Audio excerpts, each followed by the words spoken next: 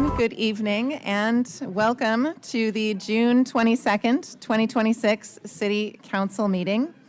Thank you for joining us in this hybrid meeting format. Anyone wishing to access the meeting remotely can do so by watching the live stream on our website, the broadcast on Comcast Channel 21, or by following the access instructions listed on the City of Eugene's public webcasts and meetings materials webpage. Tonight's meeting will include a public comment period, and if you wish to speak, please fill out a request to speak form on our public webcasts and meetings materials webpage or at the entrance to this room. We will accept request forms until 7:35 p.m., and these forms will be used to generate the order of speakers and accurately enter speakers' names into the record. The public comment period will be limited to 90 minutes or conclude by 10 p.m. this evening, whichever occurs first. And if the number of speakers exceeds the time that we have allotted, we encourage speakers to consider abbreviating their remarks so that the maximum number of speakers can be heard. For those joining the meeting remotely, you are welcome to email your comments to the City Council, and that is of course true of anyone giving public comment. And as a reminder, Council's meeting rules of conduct apply to all attendees, both in the chambers and in the lobby, and include no flags, signs, loud or disruptive language, noise, or conduct that obstructs the business of the Council. Please keep the room quiet and respectful for all speakers and address your comments to the Mayor and Council. You are welcome to wave your hands in silent support. We encourage all those who are ill to join our meetings remotely rather than in person, and we have masks available in the lobby if you need one. And in case of a medical emergency, an automated external defibrillator, an AED, is located on the counter behind the staff on the west side of this room. And emergency exits are through the double doors located at the back of the room and the double doors located at the front of the room. The doors to the patio can also be used as needed. And with that, I call the June 22nd, 2026 meeting of the Eugene City Council to order. We'll begin this evening with a land acknowledgement. Since time immemorial, the Kalapuya people have been the indigenous stewards to our region, building dynamic communities, maintaining balance with wildlife, and enacting sustainable land practices. This land acknowledgement is a way of resisting the erasure of indigenous histories and to honor Native communities by inviting truth and reconciliation. Following treaties between 1851 and 1855, Kalapuya people were dispossessed of their indigenous homeland by the United States government and forcibly removed to the Coast Reservation in Western Oregon. As we consider the impacts of colonization, we also acknowledge the strength and resiliency of displaced indigenous people. The City of Eugene is built within the traditional homelands known as Kalapuya Alihi. Kalapuya descendants are the citizens of the Confederated Tribes of Grand Ronde Community of Oregon and the Confederated Tribes of Siletz Indians of Oregon, and they continue to make contributions in our communities here and across the lands. We express our respect for the inherent political sovereignty of all federally recognized tribal nations and indigenous people who live in the state of Oregon and across the nation. Our first item on tonight's agenda, in recognition of the 4th of July and Independence holiday, is the Pledge of Allegiance, which we will open tonight's meeting with. To lead us in the pledge this evening, we are joined by Susan Ban and Morgan Vierheller of the League of Women Voters of Eugene. The League was formed in 1939 with Miss Genevieve Turnip Speed as president.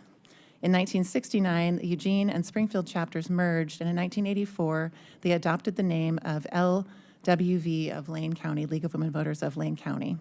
The League of Women Voters of Lane County currently has 308 local members, and the League is an all-volunteer, grassroots, nonpartisan political organization. We are part of a large network. League of Women Voters is part of a large network of League of Women Voters in Oregon and the National League of Women Voters across the United States. Susan and Morgan, would you like me to introduce you both, or would you like to introduce yourselves? I would love to. Thank you for that opportunity. Susan Ban is the co-vice president of the League of Women Voters of Lane County. She joined the League after retiring in 2025, and she appreciates that the League's mission to educate, engage, and empower voters to preserve and to promote democracy. Prior to her retirement, she worked for 35 years in Lane County's human services programs, first at the nonprofit Shelter Care, and later in the Lane County Rent Assistance Program. Welcome, Susan. Morgan Vierheller is the chair of the Advocacy Committee of the League of Women Voters of Lane County, and Morgan joined the League in 2024 and focuses on developing and advocating for policy issues based on League principles and positions. The League conducts advocacy on issues only after thorough study and research, followed by member consensus. And the League never takes positions on candidates or political parties. Morgan also taught civics in high school to juniors for 20 years. Thank you so much for that work. And I will now ask you to lead us in the pledge and ask everyone to stand, yes, who are able.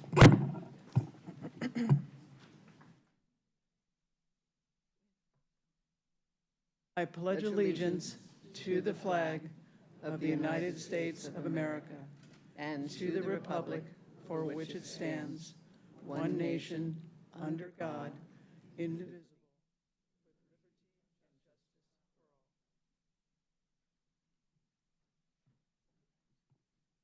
This evening, as we prepare for the July 4th holiday, thank you everyone, the League will also recite for us the Declaration of Independence. Though high school juniors have heard this recently, many others have not, and we appreciate the opportunity for this refresher. Thank you, and I appreciate your patience because it's not limited in words. We were asked to read the whole thing, so Okay. please indulge us. Great. In Congress, July 4th, 1776, the unanimous Declaration of the 13 United States of America. When in the course of human events, it becomes necessary for one people to dissolve the political bands which have connected them with another, and to assume among the powers of the earth the separate and equal station to which the laws of nature and of nature's God entitle them. A decent respect to the opinions of mankind requires that they should declare the causes for which impel them to the separation. We hold these truths to be self-evident, that all men are created equal, that they are endowed by their Creator with certain unalienable rights, that among these are life, liberty, and the pursuit of happiness, and that to secure these rights, governments are instituted among men, deriving their just powers from the consent of the governed, that whenever any form of government becomes destructive of these ends, it is the right of the people to alter or to abolish it, and to institute a new government laying its foundation on such principles and organizing its powers in such form as to them shall seem most likely to effect their safety and happiness. Prudence indeed will dictate the governments long established should not be changed for light and transient causes. And accordingly, all experience hath shown that mankind are more disposed to suffer while evils are sufferable than to right themselves by abolishing the forms to which they are accustomed. But when a long train of abuses and usurpations, pursuing invariably the same object, evinces a design to reduce them under absolute despotism, it is their right, it is their duty to throw off such government and to provide new guards for future security. Such has been the patient sufferance of these colonies, and such is now the necessity which constrains them to alter their former systems of government. The history of the present King of Great Britain is a history of repeated injuries and usurpations, and all having in direct object the establishment of an absolute tyranny over these states. And to prove this, let facts be submitted to a candid world. He has refused to assent to laws, the most wholesome and necessary for the public good. He has forbidden his governors to pass laws of immediate and pressing importance unless suspended in their operation till his assent should be obtained, and when so suspended, he has utterly neglected to attend to them. He has refused to pass other laws for the accommodation of large districts of people, unless those people will relinquish the right of representation in the legislature, a right inestimable to them and formidable to tyrants only. He has called together legislative bodies at places unusual, uncomfortable, and distant from the depository of their public records, for the sole purpose of fatiguing them into compliance with his measures. He has dissolved representative houses repeatedly for opposing with manly firmness his invasions on the rights of the people. He has refused for a long time, after such dissolutions, to cause others to be elected, whereby legislative powers incapable of annihilation have returned to the people at large for their exercise, the state remaining in the meantime exposed to all the dangers of invasion from without and convulsions within. He has endeavored to prevent the population of these states, for that purpose obstructing the laws for naturalization of foreigners, refusing to pass others to encourage their migrations hither, and raising the conditions of new appropriations of lands. He has obstructed the administration of justice by refusing his assent to laws for establishing judicial powers. He has made judges dependent on his will alone for the tenure of their offices and the amount and payment of their salaries. He has erected a multitude of new offices and sent hither swarms of officers to harass our people and eat out their substance. He has kept among us, in times of peace, standing armies without the consent of our legislatures. He has affected to render the military independent of and superior to civil power. He has combined with others to subject us to a jurisdiction foreign to our Constitution and unacknowledged by our laws, giving his assent to their acts of pretended legislation. For quartering large bodies of armed troops among us. For protecting them by a mock trial from punishment for any murders which they should commit on the inhabitants of these states. For cutting off our trade with all parts of the world. For imposing taxes on us without consent. For depriving us, in many cases, of the benefits of a trial by jury. For transporting us beyond seas to be tried for pretended offenses. For abolishing the free system of English laws in a neighboring province, establishing therein an arbitrary government, and enlarging its boundaries so as to render it at once an example and fit the instrument for introducing the same absolute rule into these colonies. For taking away our charters, abolishing our most valuable laws, altering fundamentally the forms of our governments. For suspending our own legislatures and declaring themselves invested with power to legislate for us in all cases whatsoever. He has abdicated government here by declaring us out of his protection and waging war against us. He has plundered our seas, ravaged our coasts, burned our towns, and destroyed the lives of our people. He is at this time transporting large armies of foreign mercenaries to complete the works of death, desolation, and tyranny, already begun with circumstances of cruelty and perfidy scarcely paralleled in the most barbarous ages and totally unworthy the head of a civilized nation. He has constrained our fellow citizens taken captive on the high seas to bear arms against their country, to become the executioners of their friends and brethren, or to fall themselves by their hands. He has excited domestic insurrections amongst us and has endeavored us to bring on the inhabitants of our frontiers, the merciless Indian savages, whose known rule of warfare is an undistinguished destruction of all ages, sexes, and conditions. In every stage of these oppressions, we have petitioned for redress in most humble terms. Our repeated petitions have been answered only by repeated injury. A prince whose character is thus marked by every act which may define a tyrant is unfit to be the ruler of a free people. Nor have we been wanting in attentions to our British brethren. We have warned them from time to time of attempts by their legislature to extend an unwarrantable jurisdiction over us. We have reminded them of the circumstances of our emigration and settlement here. We have appealed to their native justice and magnanimity, and we have conjured them by the ties of our common kindred to disavow these usurpations, which would inevitably interrupt our connections and correspondence, and they too have been deaf to the voice of justice and consanguinity. We must therefore acquiesce in the necessity which denounces our separation and hold them as we hold the rest of mankind, enemies in war, in peace, friends.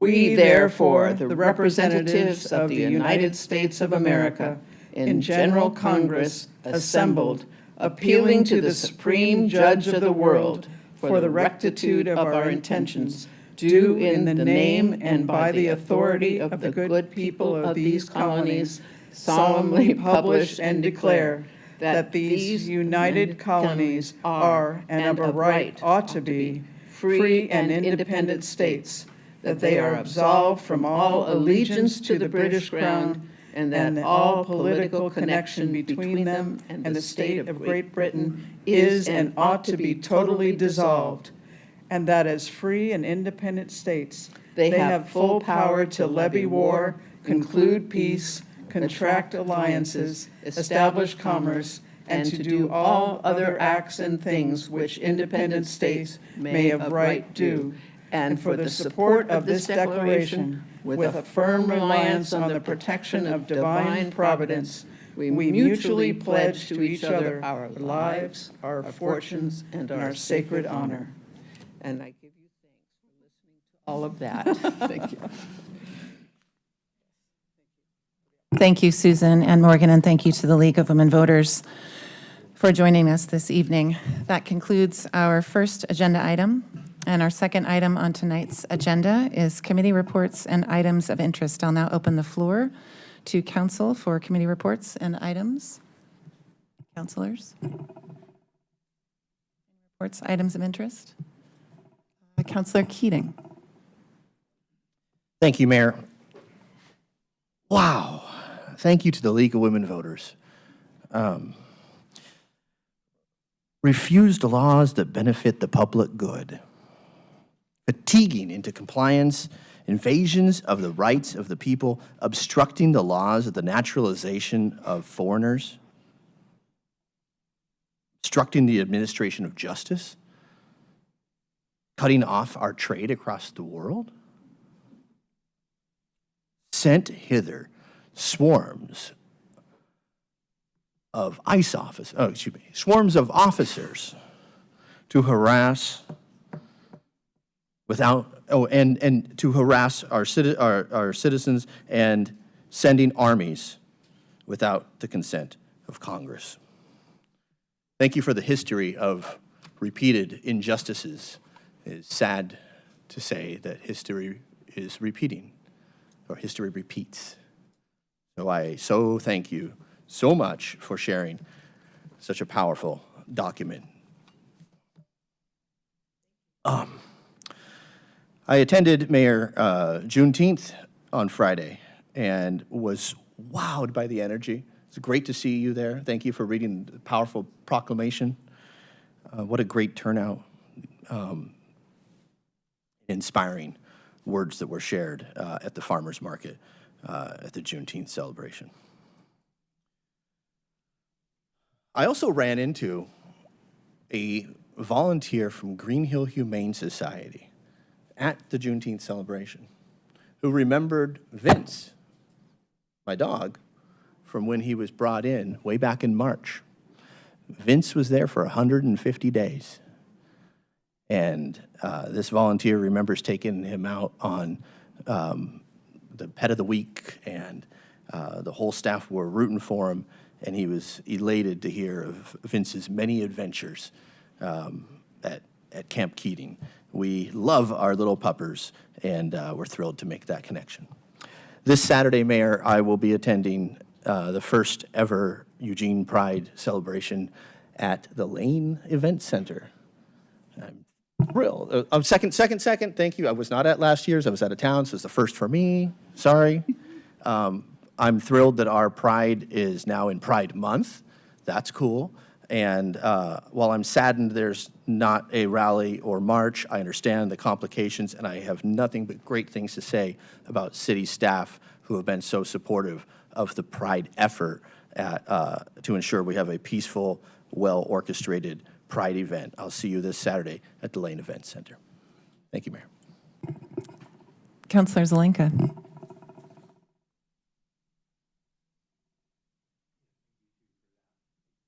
Thank you too for that. That was well done.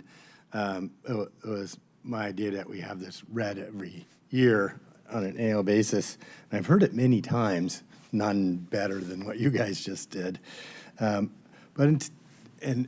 this year, I thought this was kind of an ancient document without much relevance to what's happening.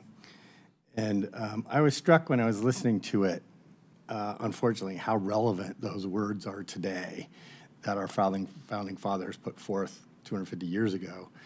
And unfortunately, we find ourselves in a circumstance where history is trying to repeat itself, but hopefully it will not.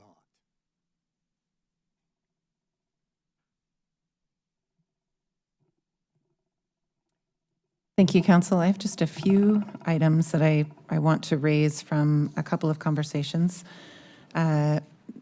Two of them related to our recent Poverty and Homelessness Board meetings. I sit as a part of that board and also have joined two subcommittees, one on cross-sector collaboration and also another on advocacy, and wanted to highlight a couple of things, and certainly the first of which connects to the work session that this council just held. And this is a few summary remarks from a recent update that our City of Eugene staff gave to the Poverty and Homelessness Board.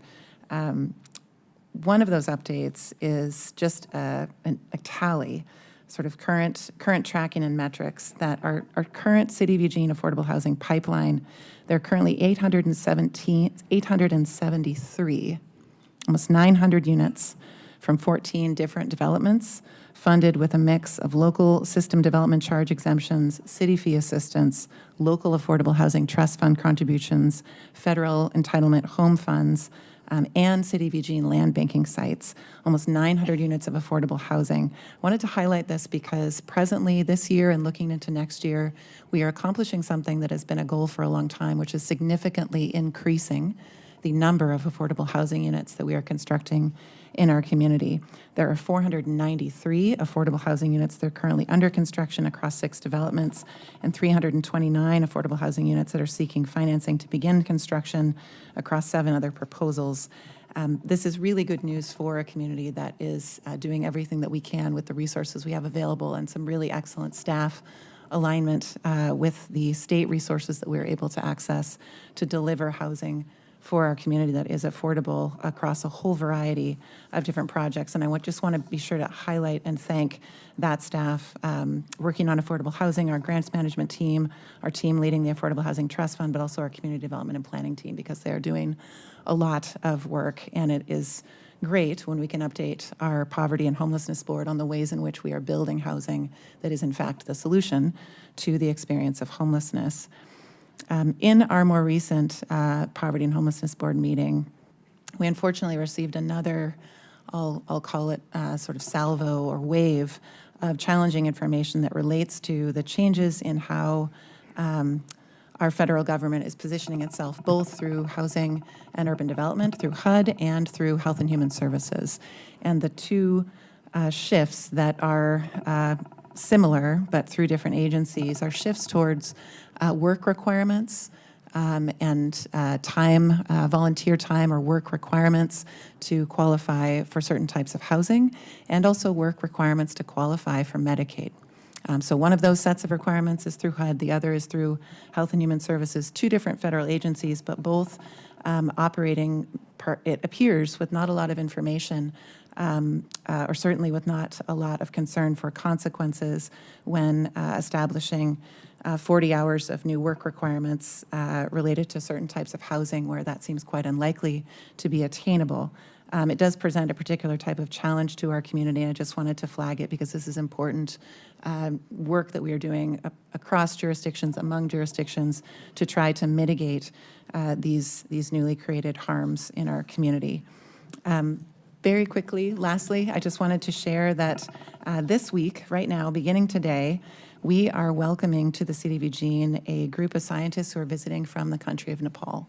And some of you might remember that in February, I was able to share a really fantastic connection between our zebrafish facilities and sciences work at the University of Oregon. We are the scientific home of the zebrafish, which is the vertebrae that so much of genetic study is based upon. And Nepal is one of the few wild homes of that species. And this week, we are welcoming scientists to the university for essentially a mini symposia on wild zebrafish. I'll have an opportunity to meet with them later this week.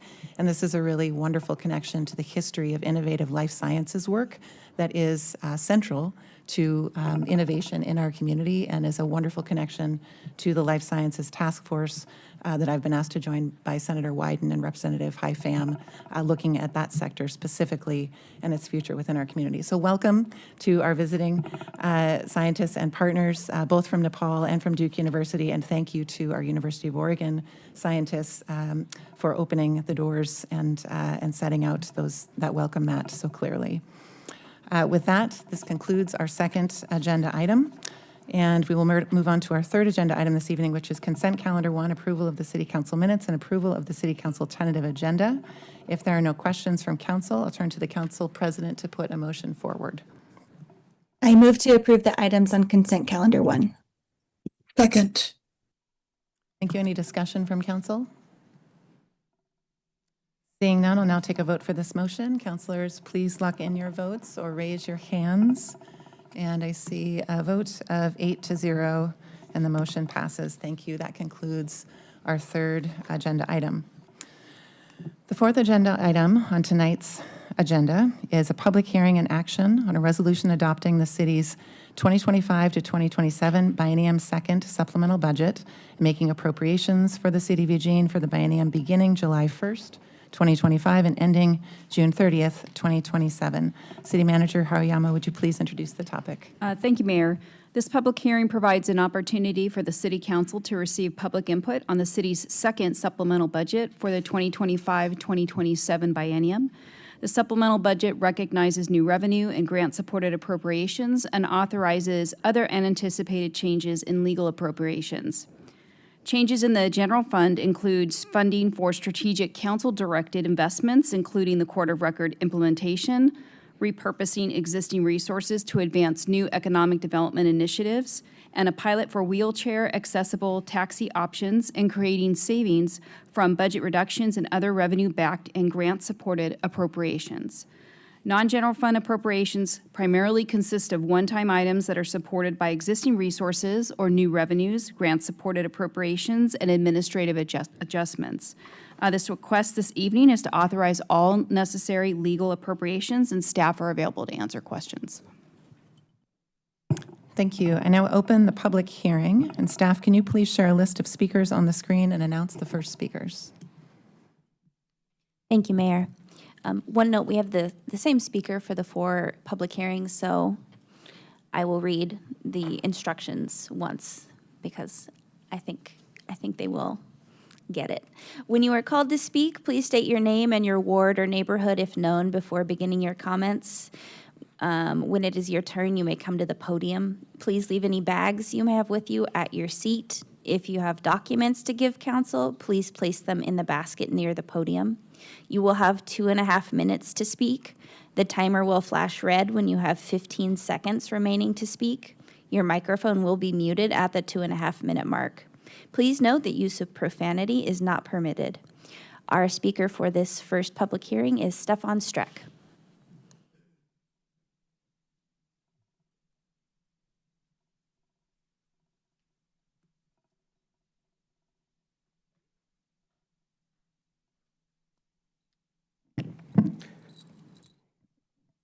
Righteous Word, City Council. My name is Stefan Streck, and I am grateful to be so blessed to have your attention tonight. Thank you for reserving this time. I am not at all surprised that I'm the only person who stood up to give some advice and commentary on the new budget, because it is a complete catastrophe. Everybody who works in the city managing this has completely failed again. And that's disappointing because there is so much money from so many good people who work so hard that is wasted, completely wasted, on worthless projects that do nothing but burn the taxpayers' cash. So maybe we have a moment of silence to appreciate that.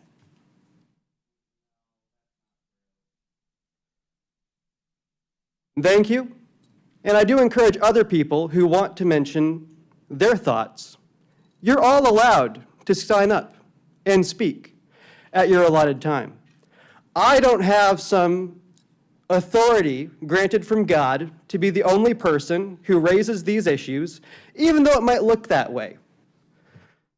So please, raise these issues more regularly, and there is so much that can be done with $800 million. How come the potholes keep getting bigger? How come more accidents keep happening? How come children and elderly people go homeless and hungry and dying in the streets of this city in what's supposed to be the wealthiest and most privileged country in the world? Is it because the people who are placed in their positions of authority are incompetent? I suspect there's a chance. And this happens because the people who finance these elections do not want competent people to stand up, as anyone is able and empowered to do by signing up on the list with the digital sheet. I want to explain. You need to keep signing up for each individual speaking time, as I did, or you can check each box on the paper form. And I hope that more people speak up next time, because the budget is mismanaged again. Thank you, Stefan. Mayor, that was our final speaker for the first topic. Should I know- sit down, I or should I know. pull up a chair? I now close the public You can sit, hearing. Stefan. Are there any questions or comments from City Council? Please be seated. Mayor, I have a question. Councillor Keating. When we have public hearings and we receive testimony, is the testimony to be germane to the thing we're discussing?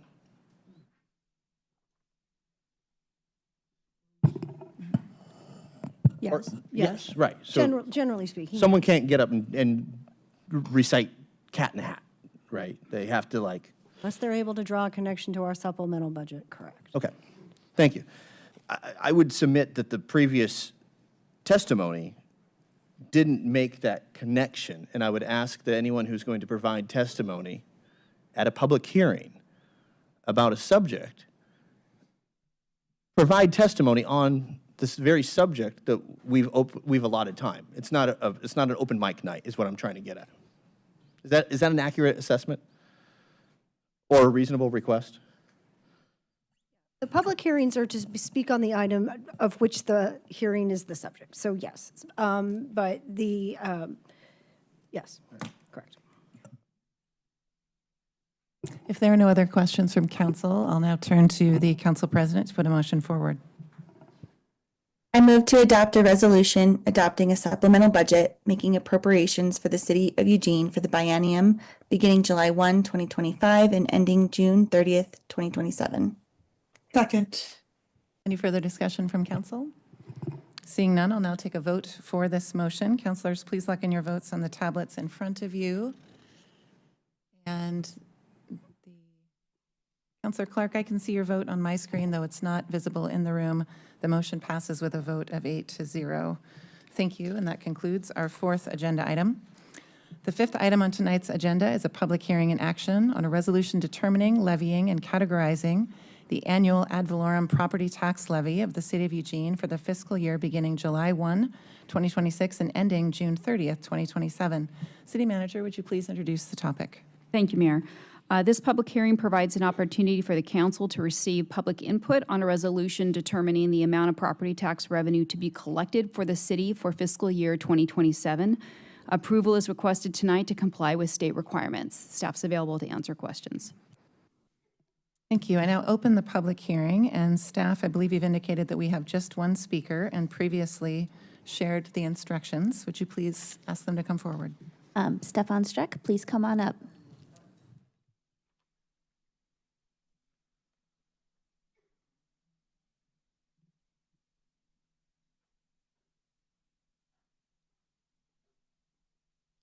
Well, City Council, my name is Stefan Streck, and I'm incredibly pleased and honored to be here tonight Thank you for calling me forward to speak on this tax levy. I strongly object to this tax levy. It is absolutely inappropriate that people keep leeching money from people who give so much and receive so little. A land acknowledgement for the taxpayers who consistently are disappointed by their trust being abused from officials who do not care about those that they are supposed to represent. When the budget is $800 million, you shouldn't have to keep asking for money. I don't think it's super complicated to just, bless you, nail that down and just be like, hey, $800 million. Maybe we should stop hiring six-figure executives. Maybe the new city manager would like to offer a rescindment of her salary to acknowledge how it could go to use for the poor, the starving, the hungry, the children of this city. Possibly. I'd like to raise that proposal. Maybe other people who receive so much money from the city, six-figure salaries, could get together and form a fund that could be used for public benefit instead of their private enrichment for jobs that are actually pretty easy. If you guys, you've got my number. You can just call me, and then I wouldn't have to keep coming down here so often. And be like, hey, Mr. Strick, we've got to balance these numbers. And I'll be like, oh, whoa, you just moved the money from one account to the other, and you actually spend it on what you're supposed to. Instead of buying $800 toilet seats, how much did that toilet cost downtown? What was that, $500,000? And it's not even usable most of the time. So maybe use the money you've got effectively before asking for more money. And I think that's a pretty reasonable suggestion because you have more than enough money. This tax is unreasonable. Thank you. Thank you, Stefan. Mayor, that was our final speaker for the second hearing. I now close the public hearing. Are there any questions or comments from the City Council? Seeing none, I'll turn to the Council President to put a motion forward. I move to approve a resolution determining, levying, and categorizing the annual ad valorem property tax levy for the City of Eugene for the fiscal year beginning July 1, 2026 and ending June 30th, 2027. Second. Any discussion from council? Seeing none, I'll now take a vote for this motion. Councilors, please lock in your votes on the tablets in front of you. Councilor Leach and Councilor Krasinski, I see you voting in the affirmative, and the motion passes with a vote of 8-0. Thank you. I now close the June 22nd, 2026 City Council meeting and call the June 22nd, 2026 Urban Renewal Agency meeting to order. And the sixth item on tonight's agenda is the URA public hearing in action, a resolution adopting the Urban Renewal Agency's, the URA's, 2025 to 2027 biennium second supplemental budget, making appropriations for the URA of the City of Eugene for the biennium beginning July 1st, 2025 and ending June 30th, 2027. Agency Director Hariyama, would you please introduce the topic? Thank you, Mayor. This public hearing provides an opportunity for the agency board to receive public input on the Urban Renewal Agency's second supplemental budget for the 2025-2027 biennium. The supplemental budget includes $8.8 million in funds to support housing development in the downtown district at 1059 Willamette, using $6 million in interagency loan from the city's Fleet Services Fund and $2.6 million in existing tax increment funds to provide budget appropriations for the direction provided by the agency board earlier this evening. The supplemental budget also appropriates $3 million to support the development of Parcel 2 affordable housing development in the Riverfront District and other funds and other pre-development work in both districts. This action provides budget authority to implement previous agency board direction. Approval is requested this evening to authorize the necessary legal appropriations. I now open the public hearing. Staff, I believe we still have just one speaker for this public hearing, and they have heard the instructions. Would you please invite them forward? Stefan Streck, please come to the podium.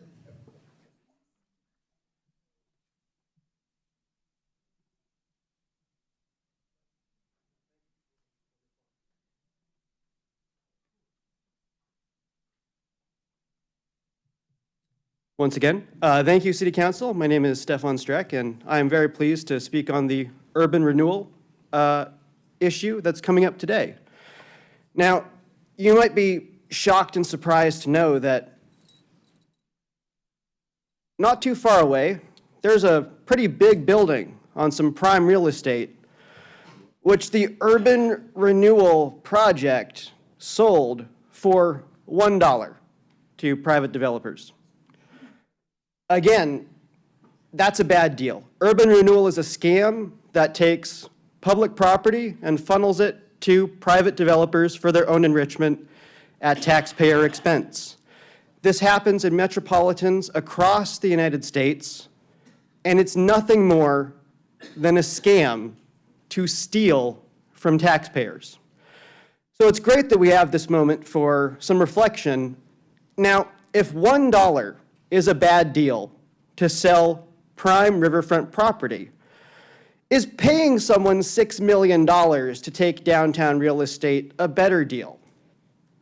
So on one hand, you've got $1, and the other hand, you've got negative $6 million. The deals before were bad. This deal is even worse. I think you could put this math towards the average, fourth grader. And they would say, hey, wait a second, what are these adults doing? You're going to pay someone $6 million to take a large building in downtown in arguably one of the most critical intersections in the city, 11th and Willamette. Man, who thought of that? The person who's getting the building and the $6 million, probably. And that's a pretty sweet deal for them, but it's absolutely an injustice to the taxpayers. Seriously. This is a scam. These people go like locusts from town to town looking for uneducated suckers who will think it's a good idea to just fork over $6 million so you can take some private property. $1 is a bad deal. Negative $6 million is so much worse, it's astounding that more people haven't signed up to speak up on this. And I urge more people to speak up. Thank you, Stefan. Your time. Mayor, that was our final speaker for this third hearing. Thank you, staff. I now close the public hearing. Are there any questions or comments from City Council? Seeing none, I'll turn to the agency president to put a motion forward. I move to adopt a resolution adopting a supplemental budget, making appropriations for the Urban Renewal Agency of the City of Eugene for the biennium beginning July 1, 2025 and ending June 30, 2027. Second. Any further discussion from council? Seeing none, I'll now take a vote for this motion. Councilors, please lock in your votes on the tablets in front of you. Councilor Leach and Councilor Krasinski, I see you voting in the affirmative, and the motion passes with a vote of 8-0. Thank you. That concludes our sixth agenda item. And our seventh item on tonight's agenda is the URA public hearing and action on the resolution of the Urban Renewal Agency of the City of Eugene declaring the amount of a tax to be certified for the fiscal year beginning July 1, 2026 and ending June 30th, 2027. Agency Director Haruyama, would you please introduce the topic? Thank you. This public hearing provides an opportunity for the agency board to receive public input on a resolution declaring property tax to be collected for the Urban Renewal Agency for fiscal year 2027. Approval is requested tonight to comply with state requirements. Thank you. I now open the public hearing, and staff, we have the one speaker, and they have received the instructions, so please ask them to come forward. Stefan Streck, please come to the podium.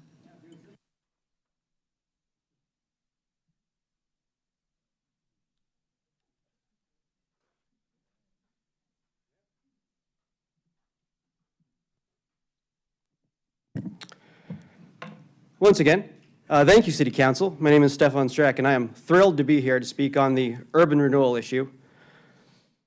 This is, as I've said before, completely inappropriate. And I believe that more people see that and recognize that. And it can be sometimes confusing to organize these complex public issues like whether stealing is wrong, but I think that the majority of people, the vast majority, the silent majority, is ready to speak up. Bless you. we can do so much more with the property that this city has than fork it over to private developers. Why does the city have to supplement its budget by taking from future generations who should be able to benefit from the wealth of this city? Instead, we have pet projects. We have city councilors who misunderstand the concept of the First Amendment, Bill of Rights, which does allow people to express themselves, even if it's in a roundabout way, to come back to the issue of urban development and how money should actually be applied towards making things better, instead of just enriching the financiers who make donations to political campaigns. This is a common issue that's happening and has been happening across the country for decades. Now, today, I'm the only person who's speaking on this issue and several other issues, but it's important to note, democracy has one important thing in common with communism. The system only works if everyone participates. So, I do encourage everyone to participate on these issues because the alternative is that a different system is applied, where people who are fascists, who are funded by fascists, make poor decisions that punch down at the poor people and the taxpayers who deserve better. Thank you. Thank you, Stefan. Mayor, that was our final speaker for this fourth hearing. Thank you, staff. I now close the public hearing. Any questions or comments from City Council? Seeing none, I will turn to the agency president to put a motion forward. I move to approve a resolution declaring the amount of tax to be certified for the Urban Renewal Agency of the City of Eugene for the fiscal year beginning July 1, 2026 and ending June 30th, 2027. Second. Thank you. Any discussion from council? Seeing none, we will now take a vote for this motion. Councilors, please lock in your votes on the tablets in front of you.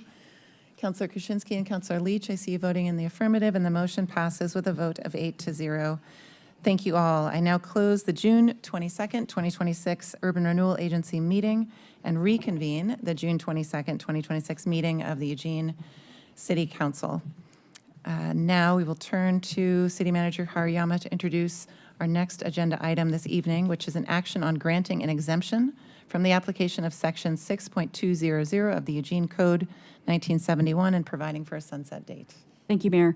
The proposed ordinance would provide a 5-year exemption from Eugene Code 6.200, permitting members of the River to Ridges Partnership, including the Bureau of Land Management, the Nature Conservancy, and city staff to continue conducting prescribed burning operations up to 300 acres per year within Eugene city limits. This exemption would remain in effect through December 31st, 2030. Thank you. If there are no questions from council, I'll turn to the council president to put a motion forward. I move to approve the ordinance as Attachment A to this AIS, granting an exemption from the application of Section 6.200 of the Eugene Code 1971 and providing a sunset date. Second. Any further discussion from council? Councilor Keating. Thank you, Mayor. We received a presentation at our last Lane Regional Air Protection Agency around this very matter and saw a drone display of a prescribed burn, and it was impressed upon all of us. There was consensus around the table how smart this policy is, how critical it is to extend it, especially as we rapidly turn into a most dangerous wildfire season.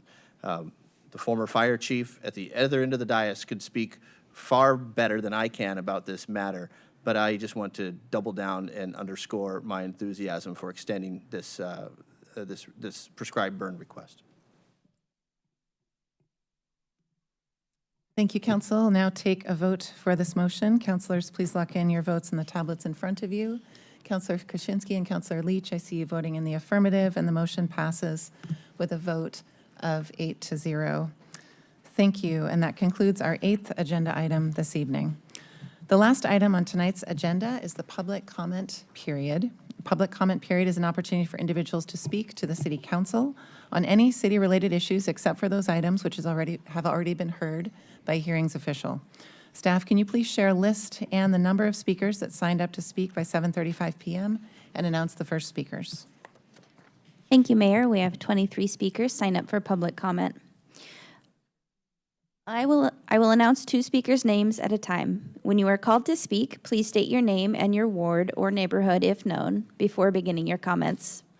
When you are announced as the next speaker, please move to the seat in the front row designated for the next speaker. When it is your turn, you may come to the podium. Please leave any bags you may have with you at your seat. If you have documents to give council, please place them in the basket near the podium. You will have 2.5 minutes to speak. The timer will flash red when you have 15 seconds remaining to speak.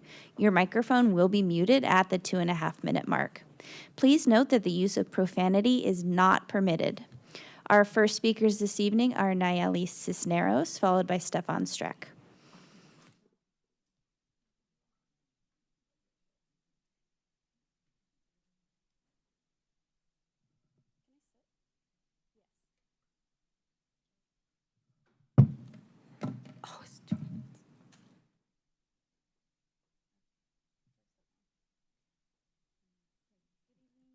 I'm sorry for interrupting. If you please bring the microphone closer to your mouth, people will be able to hear you. Thank you. That good right there? Okay.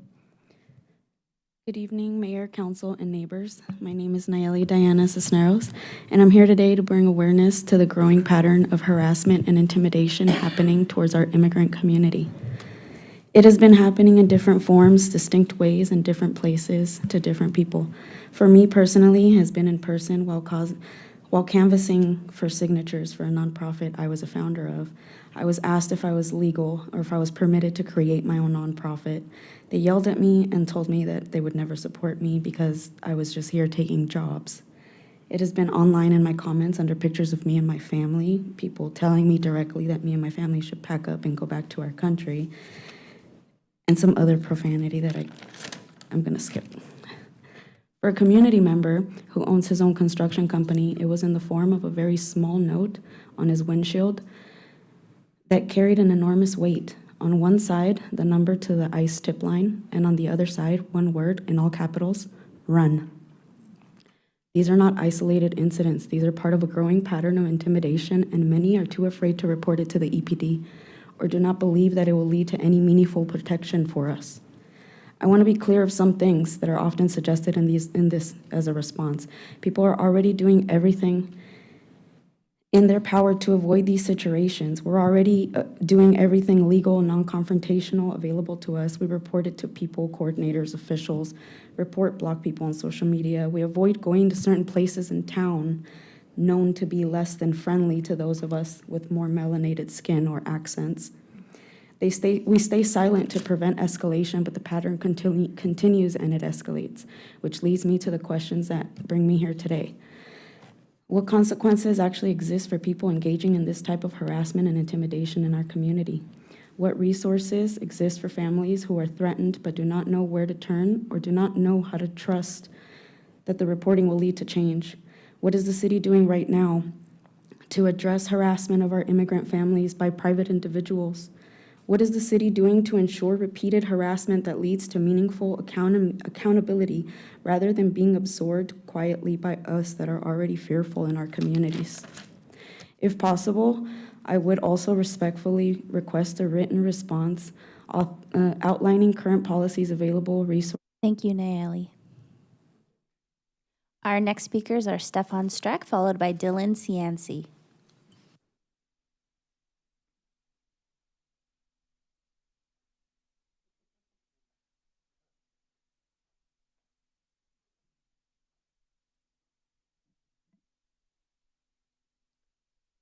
Thank you kindly.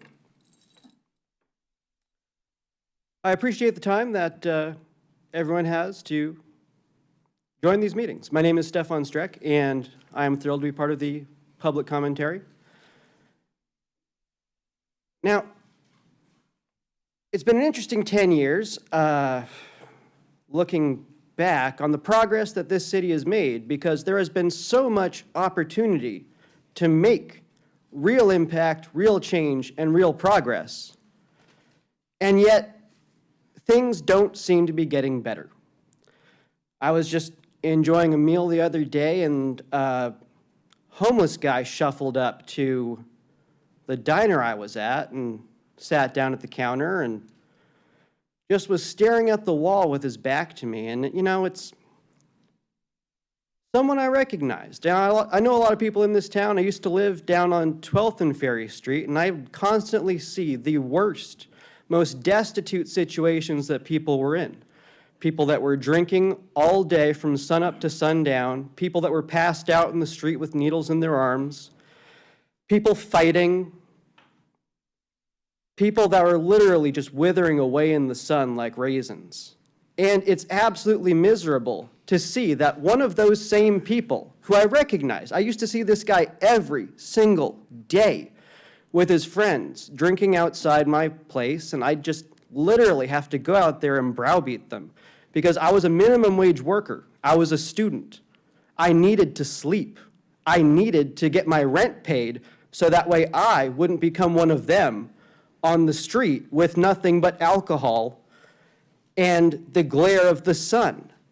So how come there's so much money going around in this city for so long from so many organizations that say they're there to help? And then this person, 10 years later, still is in the exact same position or worse. This guy in front of me was basically just, you know, he couldn't do anything. So I bought him some fries and a Pepsi. His name's Jeff. He's not that bad of a guy. So if I can make a difference with what I've got, how come the rest of you don't? Thank you, Stefan. Our next speakers are Dylan Cianci, followed by Tim Lewis. I really, when I was signing up on the website, I totally thought about doing what he was going to do, and I was like, that's such a jerk move. So I hope you all know that I was very polite, and I only signed up for public comment because I didn't do the reading, because no one actually does the reading. They're really good readings. I would if I had the time.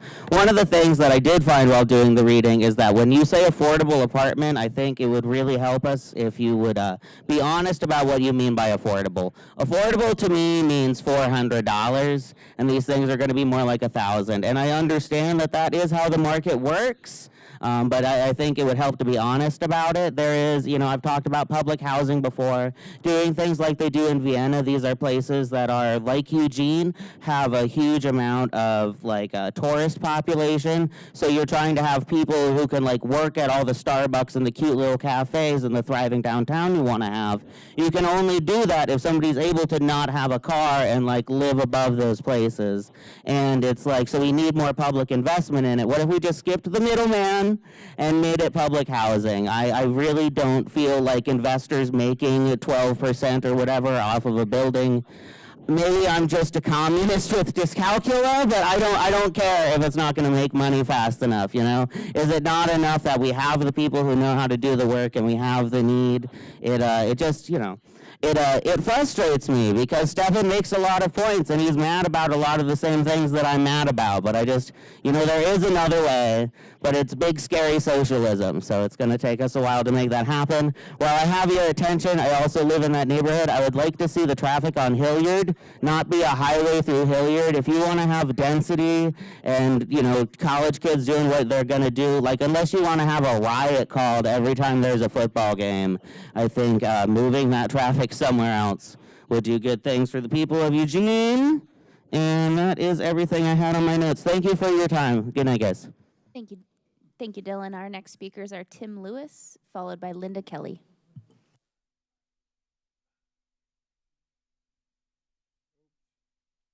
Glasses on, right? I got a call the other day from Neighbors Feeding Neighbors. They feed the homeless folks down in Washington Jefferson Park. It was 2 days ago. They said there was a problem down there. So I went down there with my camera, because I do video production work, as many might know. And there was a guy who was parked in a van, and he had an axe, and he was sharpening his axe, and it was wiggling it back and forth right toward all the guests who were feeding there. So I was videotaping him, went up to ask what was up. He flipped out, screaming and yelling. He attacked me later on, and he wouldn't leave. We called 911. Someone called 911. The police rolled by a couple of times. He stayed there for 9 hours on that day. He stayed there for another 9 hours yesterday, and he's still at the park at Washington Jefferson Park on Washington Street between 4th and 5th. The reason he is there is because he hates homeless people, he hates women, he hates blacks, and he's still there. We called 911. Nothing has been done. What the police did do on the 2 days ago was come into the park and arrest a young woman in the park and took her away. But he was still there doing his nasty deeds, screaming and yelling at everybody. And I did some research on this guy, and this guy has quite the history. And if you want to see something a little bit even more harsher than the Siller body cam stuff, if this guy goes off and you don't do anything about it, you guys are in deep shit. Please, audience, remember, no profanity. Our next speakers are Linda Kelly, followed by Sam Sanderson.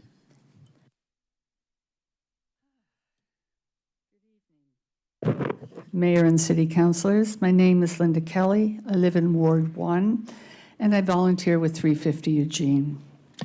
Last week, I was in a meeting where we were talking about our hopes for Eugene in the future.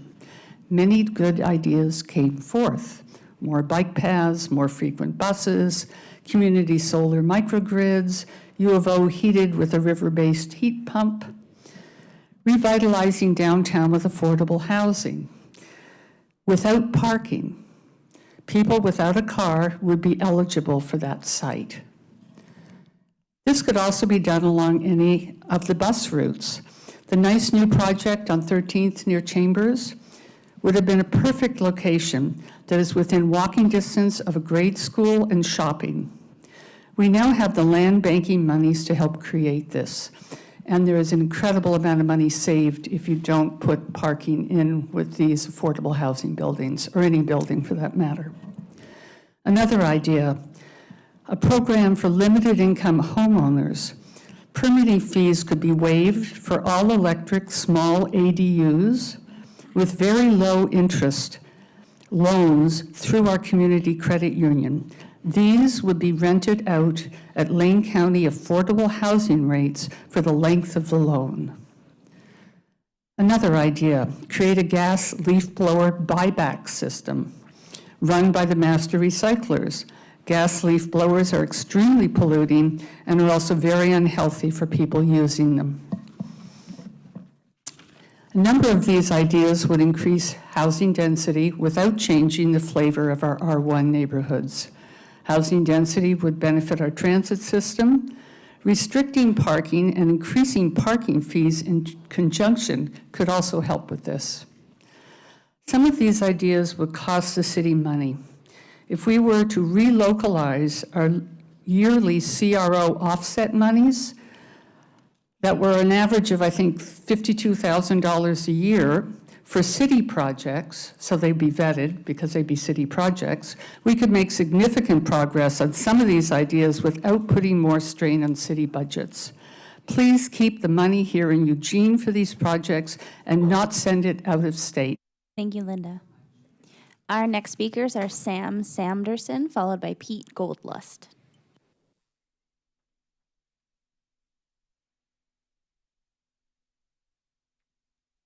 I come here today to share my immense disappointment with the city of Eugene and their absolute ineptitude in responding to the presence of ICE. Our city is in crisis. Our neighbors are being ripped from their homes and families, and you have given us excuse after excuse when you ask for your support. This is a blatant violation of human rights, and it is aided and abetted by our very own Eugene Police Department. We have video evidence of ICE vehicles parked in the EPD parking lot, and I have seen with my own eyes EPD vehicles parked in the federal building and officers going inside. The sheer number of EPD officers dispatched to patrol the federal building is staggering. This is not simply protection of federal property. This is blatant collaboration. I don't need to define what a sanctuary state is to get this point across. There is absolutely no reason to dispatch 2 separate riot suppressant vehicles and over 8 officers on bicycles to surveil a peaceful group of about 15 people. I have witnessed this firsthand. ICE would not be here kidnapping and brutalizing our neighbors if not for the support of EPD. When I marched in solidarity with 4J teachers on May Day, our protest was followed by an armored police truck and 6 officers on bicycles. I was walking next to educators pushing strollers. It has become clear to me that EPD serves not to protect our community, but to intimidate its citizens and silence their voices. These are the voices that elected each and every one of you. It is your responsibility to rein in this corrupt department and effect change when you can. We demand transparency from your office and the Eugene Police Department, immediate annulment of support from EPD to ICE, and Chief Skinner's resignation papers. Use your power to stand up for the people that pay your checks instead of sitting on your fucking hands. Just a reminder that due to the wide age range of viewers that watch city council meetings, we ask that you not use profanity. Our next speakers are Pete Goldlust, followed by Tomoko Sekaguchi. I'm also here in recognition of another proud news day for Chief Skinner. The City of Eugene and our tax-funded police department, of course, acquiesced to every request by the Trump regime to make way for their giant, massively expensive fence to prevent public access around the federal building. We supplied many hours of officer time, how much money and equipment, how much administration time for EPD to stand watch against our community members with your blessing to allow federal goons to put this monstrosity up quickly and efficiently. We paid for all that time assisting them because our city leaders would not stand up for our community against EPD's collaboration with DHS. Then just today, hopefully you've seen this already, in a case by local plaintiffs against the federal government, a federal judge held that the fence was a clear violation of First Amendment rights and of your constituents. You allowed our tax dollars to be used by our police department for that incursion into our rights because you, our elected officials, simply wouldn't refuse to help them. As reported by the Register Guard, the judge noted that the recent protests at the federal building have been peaceful, even though the fence wasn't up for most of this recent time. And the GSA only fenced off the courtyard area, not the exterior of the building, which also has breakable windows, suggesting the true purpose of the fence is to stifle speech among your constituents. Your police department enabled this fence to go up without an ounce of visible pushback. You are responsible for this misuse of public funds at the expense of our rights. This is just one of the latest egregious incidents by Chief Skinner to fail to uphold our community values and side with the thugs who try to divide and threaten us, and yet you stand by him. Also in the news today, just today, Eugene Pride Festival has canceled its usual march and rally. They are limited now to the fairgrounds only. This was necessitated, according to Pride, due to a host of abuses by EPD, leading to the organization's complete inability to have any trust in a department that only weeks ago had an officer, a veteran of 8 years on the force, caught on camera making overt, abusive, racist, and sexist comments. How is that officer dealt with? Was he fired? Did he lose his pension? No, he was able to resign on his own, keep his pension, and slink off to work as a cop somewhere else. No accountability from EPD, no accountability from the City of Eugene. Do better. Stand up for Pride. Stand up for your activist community. Thank you, Pete. Our next speakers are Tomoko Sekaguchi, followed by Robert Brock.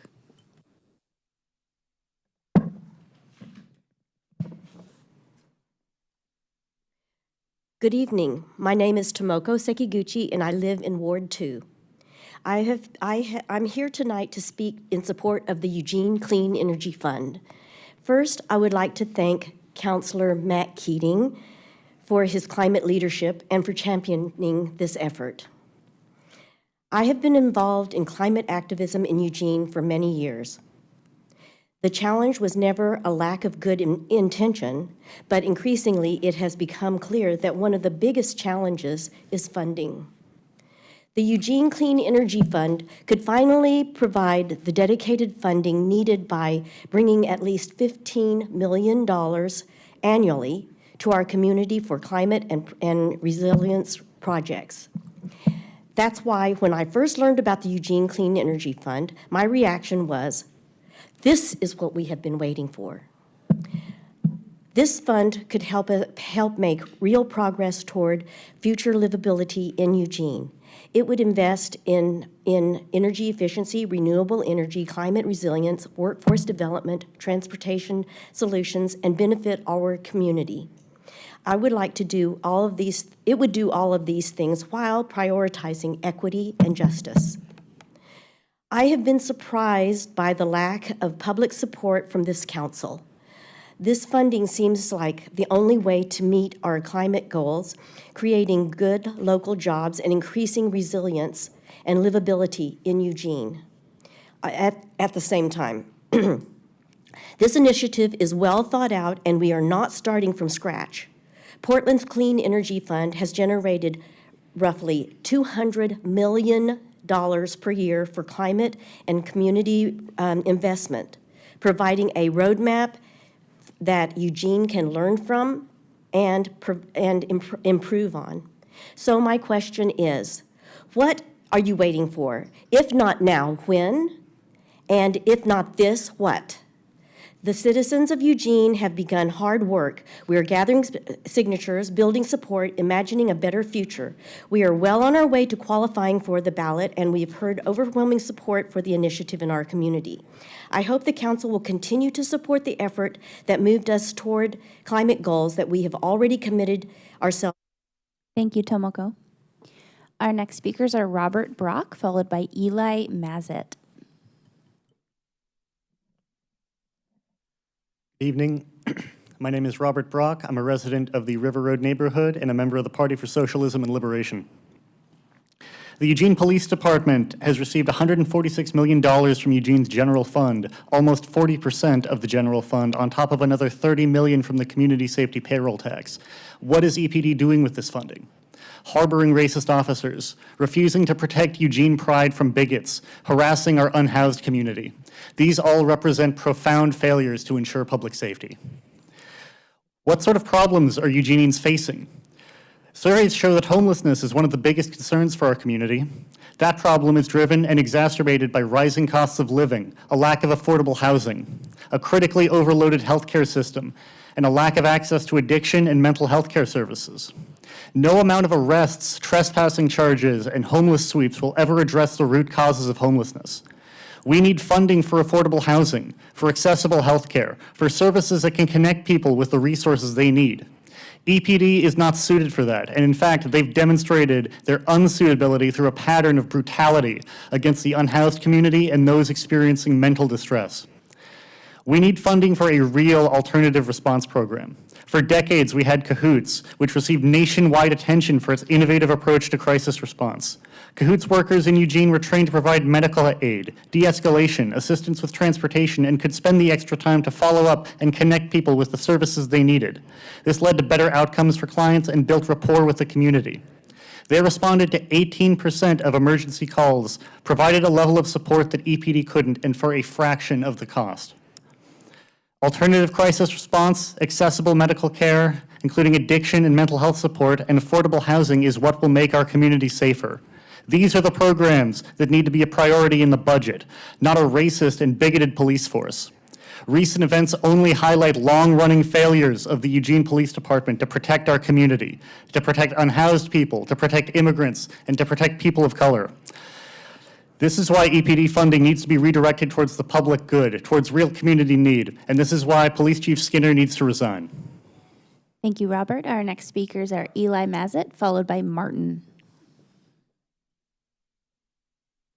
Good evening, City Council. My name is Eli Mazet. I was born and raised here in Eugene, and I've been a vendor at the Saturday Market for 26 years. I've seen the city grow, and for over 23 of those years, no amplification was allowed downtown. But in the last 3 years, bullhorns and other amplification has disrupted the entire town square. Eugene City Code 4.083 prohibits amplification. Sound plainly audible 50 feet away on public property or in public right-of-way without city permission. And Code 4.080 makes it illegal to create any noise disturbance that would allow or annoy a reasonable person of normal sensitivity day or night. There is nothing in the First Amendment that guarantees amplified speech. The Supreme Court cases Kovac versus Cooper and Ward versus Rock Against Racism affirm that cities have the right to regulate amplification to protect public spaces, even in the context of free speech. For years, we've emailed the chief of police and city officials, sent letters, and spoken to sergeants, but we're seeing no action. This also disrupts thousands of tourists from across the country and thousands of local patrons who visit downtown.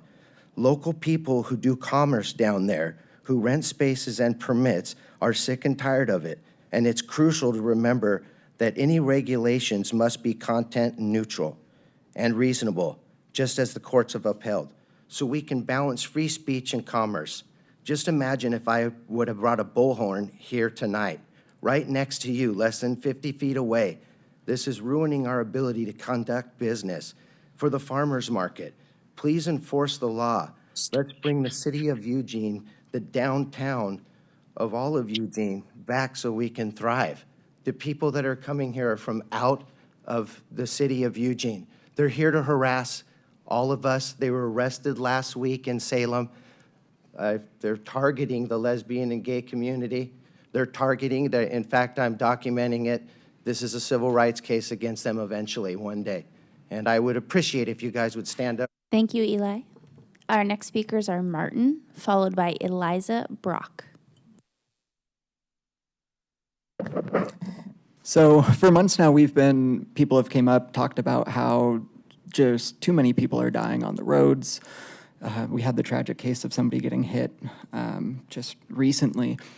And I was reading an article about how in order to combat this problem, EPD is going to be patrolling the downtown area on the weekends.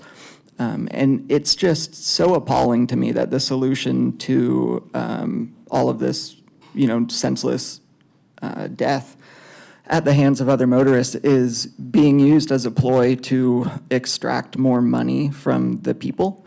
When times are hard, I don't think that applying more tickets and putting more people in jail will necessarily solve the problem of people not reading road signs.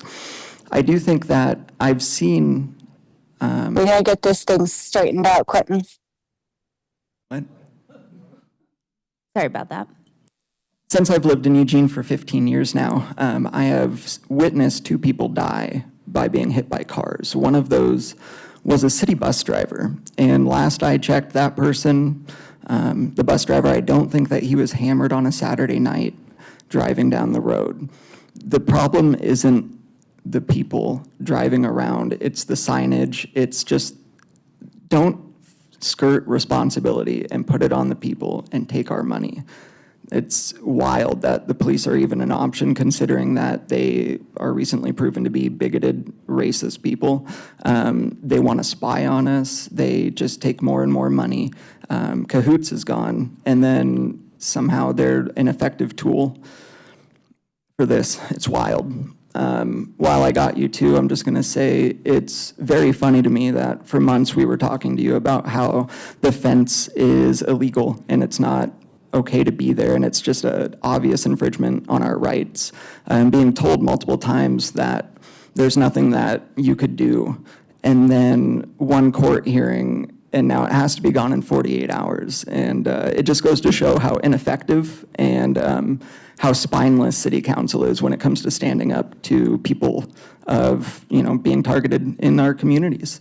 I think that it's wild to see how when you don't have a boot in your mouth and a spine, you can actually make change that helps people. Thank you.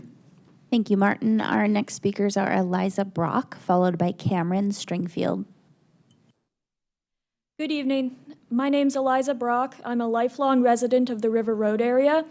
I'm here as a proud lesbian to speak on EPD's decision to not provide traffic control or support for the Eugene Pride Rally and March, leading the organizers to cancel the outdoor portion of the event.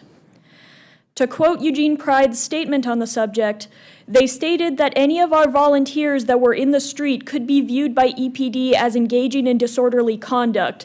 This despite the fact that EPD has provided traffic control for at least 4 unpermitted marches in Eugene this year, including a Charlie Kirk rally and march, end quote. In light of this and the body cam footage released last month showing an officer making racist comments and trivializing domestic violence, it's becoming obvious which people EPD intends to protect and which people they intend to suppress and assault. I echo the sentiment I've heard in the wider LGBT community when I say we are disappointed but not surprised, that we are not fooled by empty buzzwords and symbols without material support, that we've learned from our elders and do not put our faith in the police. For that reason, I am not here to ask for apologies or backtracking from EPD, rather to demand that Chief Skinner resign and that EPD funds be directed towards organizations that actually protect and serve the people. Thank you. Thank you, Eliza. Our next speakers are Cameron Stringfield, followed by Amanda Wahlberg. Good evening. My name is Cameron Stringfield. I live in Ward 7. I'm a member of the Party for Socialism and Liberation, and I am a lesbian transgender woman living in Eugene, Oregon. I missed the last city council meeting, but of course, as I have said in other city meetings, and as I said in my opinion piece in the Eugene Weekly last week, I join those who are calling for Chief Skinner's removal. I won't take so much time to speak on that because I've already explained why that is. So today I want to speak on 2 things. First, I know that you're going to discuss surveillance technology again soon. We as Eugenians are not in need of more mass surveillance systems now. We are in need of services and resources locally that prevent poverty and crime rather than expanding the surveillance state and using our tax dollars to give EPD more cameras to spy on us all. The community made this clear when we rejected Flock last year. As it stands, there's already too much surveillance here with drones, Guardian trailers, and the Stingray system. We need to cut back, not buy more. Worth noting that the Drones as First Responders program is at least partially funded by the Eugene Police Foundation, and we continue to demand full transparency around the funds of the Eugene Police Foundation, and we reject any new ALPRs. Second, I want to bring attention to the news this morning, as was mentioned, from Eugene Pride. In a note posted to their website, they canceled their rally in March in part because of the non-cooperation from the Eugene Police Department and threats to charge those who choose to march in the streets with disorderly conduct. However, as Eugene Pride pointed out, Eugene Police afforded full protection to a white supremacist event in the fall of last year. As Mayor Knudsen recognized in her proclamation of Pride Month this year, Stonewall was an uprising. But what was it an uprising against? It was an unpermitted uprising against the NYPD and a violent system of repression that was cracking down on their community. The struggle of Stonewall in 1969 is alive today, almost 6 decades later. This community will protect our LGBT+ members as we have in the past. However, it is necessary to call out these threats of charges against the march participants and lack of cooperation from EPD because the chief and the city often try to frame the department as progressive and our protectors. We can see that this is not the case. Thank you, Cameron. Our next speakers are Amanda Wahlberg, followed by Taryn Brevig.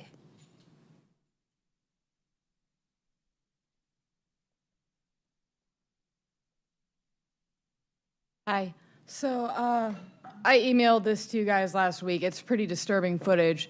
It's footage of the 4J building with someone in it engaging in inappropriate actions with a child. It's bloodstains all around the University of Oregon campus. No one responds to it. No one else talks about it here. Kind of makes me think you're all part of it, right? But like, literally, like, and if you think about the University of Oregon, they're indoctrinating people into like these satanic rituals. There's child trafficking happening. I live by the Autzen Stadium. I have to have in my awareness every night what's going on there, okay? And I've documented it, and they have their own private police force that just protects the whole thing. And also, I don't really like to use the straw man of Jeffrey Epstein, but I will in this case because guess who funds a lot of the U of O? Bill Gates. who is he friends with? Jeffrey Epstein. And to me, it's actually more scary that we have city officials, that we have police officers, that we have people working in elementary schools, working in like these organizations that are supposed to be helping the community, that are all involved in this, doing the exact same things that the people in the Epstein files are doing. So I will use that, but like, is that a coincidence? Probably not.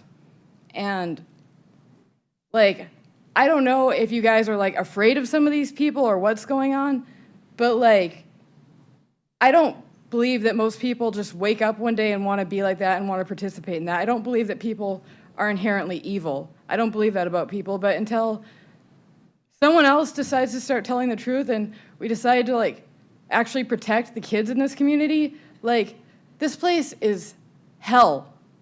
And I just hope that anyone else that has the courage to tell the truth does. Thank you, Amanda. Our next speakers are Taryn Brevig, followed by Roman Anderson. My name is Taryn Brevig, and I live in Ward 1. In response to the Martin Siller incident, Chief Skinner said in his public statement, "You don't want the entirety of the reputation of the Eugene Police Department to be shaped by one officer's actions." As many community members have already stated for the past 3 city council meetings, I would like to challenge that this was not just an incident by one person, and instead a reflection of the EPD culture that Skinner has allowed in his 8-year reign. In 2019, Officer Samuel Tycol killed Elaborio Rodriguez, and Chief Skinner has since promoted him to sergeant, and he trains new officers.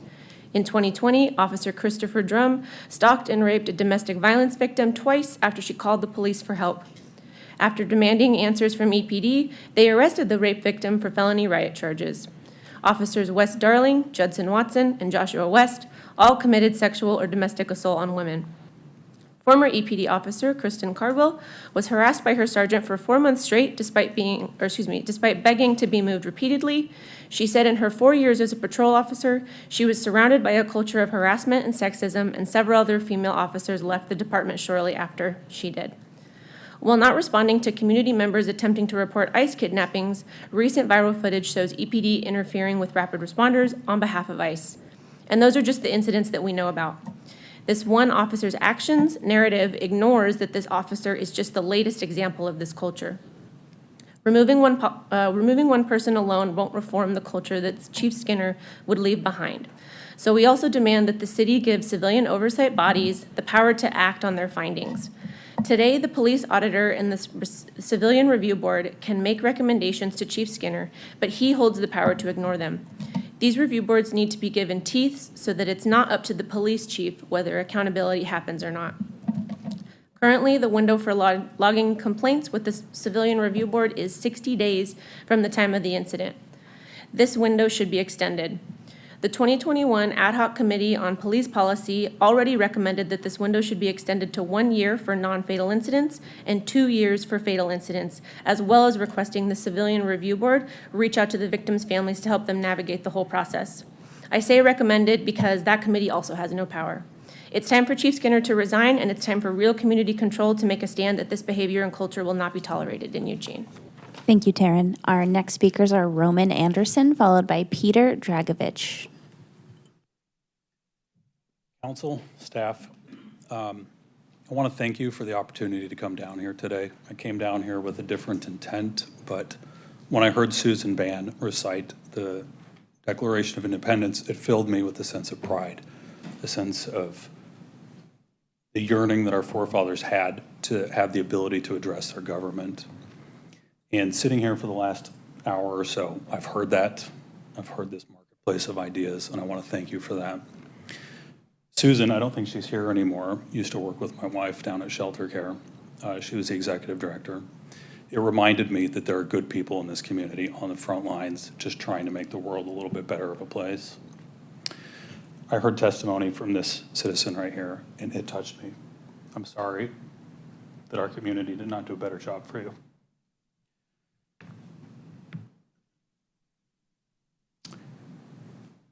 What I came here today to speak to you about was affordable housing.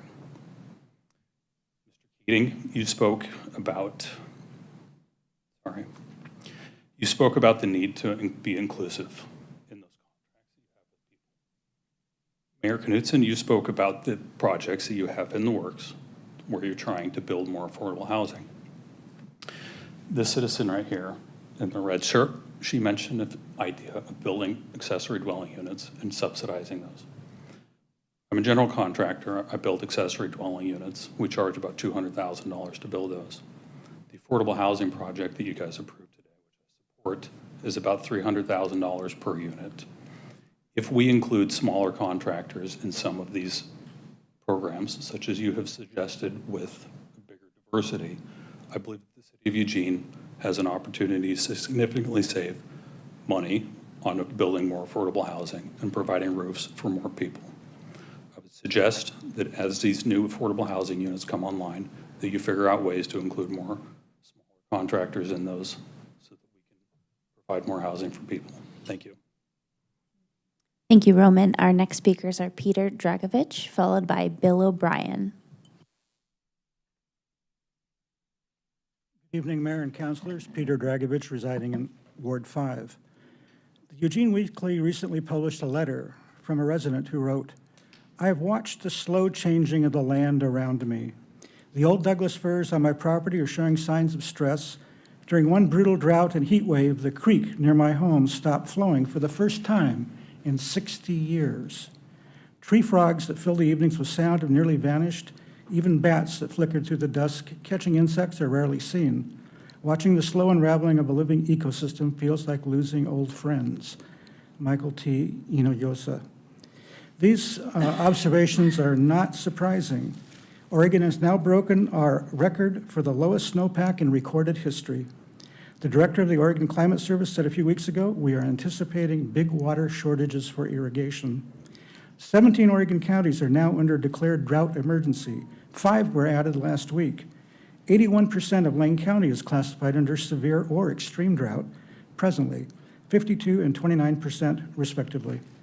A Statesman Journal headline last month, "Douglas fir die-off spreads into Willamette Valley amid drought." Average summer temperatures have increased locally by 3.1 degrees Fahrenheit. The frequency of hot summer days has doubled in Eugene. Nighttime temperatures in Eugene have risen by nearly 2 degrees over 30 years. Fortunately, the city of Eugene is proactive on climate. You have an accomplished staff. Much has been done, much remains.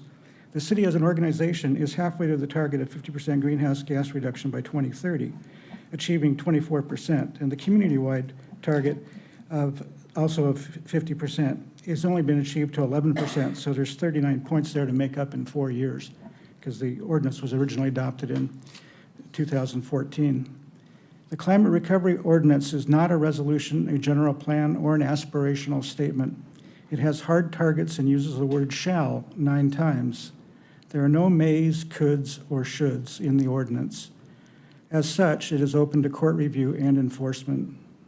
But let's not amend our way out of this. Let's achieve the 2030 reductions for the thousands of Eugenians who expressed support for climate action over the years, for succeeding generations, and for a healthier and more prosperous future. Thank you for the opportunity to speak. Thank you, Peter. Our next speakers are Bill O'Brien, followed by Ember. I would have to say 2 people that I look up to is Stan Taylor and Tim Lewis. I consider them state treasurers, Eugene treasurers. I consider someone like Tim Lewis on the same level as Steve Prefontaine. Why? Because he ran around that track, Haywood Field, shortly after they blew it up. So congratulations, Nike. You know, last Monday, who could you blame? No one wants to take any responsibility for blame. They don't want to. But in other cultures, they say, they'll bow humbly and say, I screwed up. But it's really hard to put blame on this, you know? I mean, they were frying in the heat. They were collapsing. So they moved over to, where else but Haywood Field? And then you have distinguished faculty member collapses in the heat, makes a speech at 4 o'clock. Then they all go home. You know, parents, graduates, And, you know, it's like the frog. When you put the frog in water, the frog likes water. When you heat up the water slowly, the frog likes the water slowly. And then the frog dies. It's comfortable. It dies, you know. That's kind of like what we're going through now. And basically, I just see right here from Daily Emerald, 59% of this University of Oregon income out of state. If I'm not certain, it's $56,000 a year for out of state. That probably doesn't even include the housing, you know, dorms, building all these massive skyscrapers. And what do you got? You're going to have a housing bubble crunch very soon, but that's happening already. So maybe these best and brightest of all of us, they're going to say, my God almighty, I can't, why did I even come here? I mean, I'm getting priced. Thank you, Bill. Our next speakers are Ember, followed by Jan Bowman.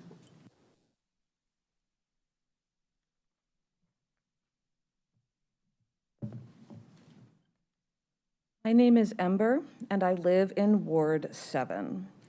And before the fence around the federal building went in, myself and a lot of people gathered tonight worked gathering signatures for a proposed pedestrian promenade project on Pearl between 6th and 7th, because we had hoped that that would be an opportunity for our city government to do, you know, something. And when I brought those signatures to the council, my councilwoman emailed me to say that city projects take time and hearings and budgets, which is true. So I'm sure glad you found a bunch of money in the local road fund to put a sidewalk in next to that fence. A sentence that I wrote earlier today before we got the injunction. So a fence that is now coming down, I assume also at taxpayer expense. So question, was this sidewalk planned before the fence? Because if not, then the city can in fact move quickly when it is convenient for you. And if it was planned, that's the sort of opaque leadership that gets councilors recalled. How are we, the taxpayers, going to be recouped for the local tax money that was spent on the sidewalk that we no longer need because the fence is coming down? And for the record, as always, I am not speaking tonight because I believe that this council will save us. If we want Eugene to fight fascism, corporate power, and federal occupation, we're going to have to build that power ourselves. Because we know who protects us. And it's not EPD, and it's not DHS, it's not you, it's us. So with that, hey friends, come fight fascism with us at the building. It's fun. We have Speaker, snacks. would you please address the council with your remarks? There is, of course, time to speak with the public, but this is to speak with City Council. Great. Thank you. Come hang out at the building with us. There are snacks. And of course, there are many reasons we haven't seen as many people at the building recently. And, you know, knowing that our city government doesn't have our backs doesn't really help with that. But if you are here because you care about Eugene, then do not let your counselors, EPD, or DHS tell you not to believe your eyes. We protect us. Also, I've read the Declaration of Independence like 3 times in the last couple of months to the Fed, so if this is your first time hearing it in a while, you can come hear it more. We protect us, and I look forward to continuing to protect us in the plaza. Thank you. Thank you, Ember. Our next speakers are Jan Bowman, followed by Wynn Mansell. Good evening, Mayor, City Councilors, and City Manager. My name is Jan Bowman. I live in Ward 2, and I'm active with 350 Eugene. Something exciting and wonderful has happened in my extended family recently. We have 4 new babies in the last 3 months. I'm happy, grateful, and honestly a little surprised that the intelligent, thoughtful young adult parents are optimistic enough to venture into parenthood at this time that we face such huge challenges. It gives me great hope, and it also renews the urgency of some big questions. What kind of world are we leaving for our children? Can't we do better? What is holding us back? Much groundwork has been laid in our local efforts to make the transition off of fossil fuels. We have a great climate recovery ordinance and climate action plan. We have new reporting tools to track progress on our goals. We have great staff and a dedicated sustainability commission. And we have a motivated community. The Yale Climate Opinion Maps show that 69% of adults in Eugene Springfield are somewhat or very worried about climate change. And yet we seem a little stuck, unable to accomplish actions to make enough impact. We used to be a leader. Now other communities are surging ahead. There are opportunities before us right now that can shift us into higher gear. This week, you'll consider the Home Energy Score program. When implemented in other communities, more homeowners have pursued energy upgrades and taken advantage of existing incentives. Please approve the next steps to establish this program. We started some great collaborative projects like getting more solar at the Eugene Airport and adding solar at the YMCA. These hit some snags, but we can get them back on track. And let's pursue more solar pilot projects in collaboration with eWeb. Let's also put concerted effort into decarbonizing public buildings and demonstrate by example how others can do the same. Perhaps most exciting of it all, let's get the Eugene Clean Energy Fund on the November ballot and pass it. This measure would put a 2% surcharge on big box stores that make more than $1 billion nationally and $500,000 locally, and use the estimated $15 million in annual proceeds to fund renewable energy and efficiency projects, clean energy jobs, and more. Let's have the big polluters and national chains help pay for these programs. Portland passed a similar measure a few years ago and has made great progress. The clean renewable energy transition is here, and we need to get on board. Let's do it for the kids. Thank you. Thank you, Jan. Our next speakers are Wynn Mansell, followed by Blair Hickok. Good evening, Council and City staff. Wynn Mansell, Ward 7. I came here tonight to talk to you about the city's still in process AI policy. In the process of getting that together, I happened to listen to your guys' work session on mass surveillance. I want to say I appreciate the fact that multiple councilors, some who I did not expect to come together on this, are starting to take seriously the issues of transparency and public engagement on software and products like this. Very quickly, I want to say the idea of getting an inventory of what you guys have together and making that publicly available is very important. When I worked with city staff on my PRRs around AI policy, they were very gracious and were very helpful and made it very clear that it was a lot of effort for them to even get together the contracts that they were able to share with me, which tells me that having an inventory of that stuff available just helps everybody. The other thing I wanted to mention is I heard the bit about the grandfathering idea. I want to encourage you to take a look at San Jose's, which I've included, AI policy and guidebook, and look more seriously at a sunset policy. Review the software and products that you have in line, and if they do not meet your quality, sunset them, get rid of them. The two big things I want to bring to mind when you guys are working on AI policy, though, that you'll find that there's plenty of prior art from our sister cities in Bend, Portland, Woodburn, San Jose that will be very useful. Where I want you guys to raise the bar is to look at the ethics of utilizing these products, specifically AI products. They will be part of any mass surveillance product that is brought before you, and ask whether the city is comfortable using products built off of stolen data and abused workers. Also, take very seriously the human-computer interface components. I saw that the city didn't have a good feel about those. Take in mind the effects on your city staff of using these tools. I've included an article that formulated a lot of the policies I brought to my employer about not forcing people. Thank you, Wynn. Our next speakers are Blair Hickok, followed by David Eigel. Hello, I am Blair Hickok, Ward 2. So I'm a Trio McNair Scholar. I did research on housing policy. I'm also a grad student entering the Masters of Public Administration. So I have a lot of both lived experience on the streets and academic experience trying to figure out why that is happening so frequently here. So there's some things that have been going down for quite a few years, and I chatted about some of them last time I was here. But one of the things that I forgot to mention is some of the myths that we need to bust. A lot of folks are under the impression that we are busing folks in from out of state and things like that. But if you look at any of the point in time counts, that's just not the case. We're looking at less than 2% of people who are on the streets here are not from here. They were priced out of housing here. So that being said, a lot of these folks are also working. A lot of these folks are working full time. A lot of these folks are entering homelessness, like I said last time, disabled, elderly. The other demographic that's really alarming is women escaping domestic violence with children. So again, we've got these really vulnerable populations that we're supposedly gonna make housing for, but these are the folks that are severely rent burdened. Their rent costs are over 50% of their income if they have an income at all. They are going to be imminently priced out of housing.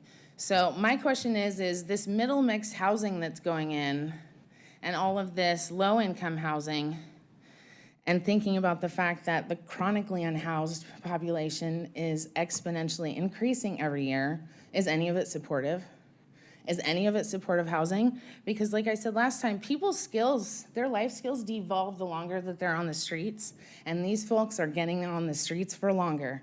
I was out there 10 years ago, the people are still there. They are still there when I go out and serve them food, they are still there. I was lucky enough to have a hand up in certain situations. People took chances on me, and here I am now today to speak at you as an academic and a scholar with lived experience.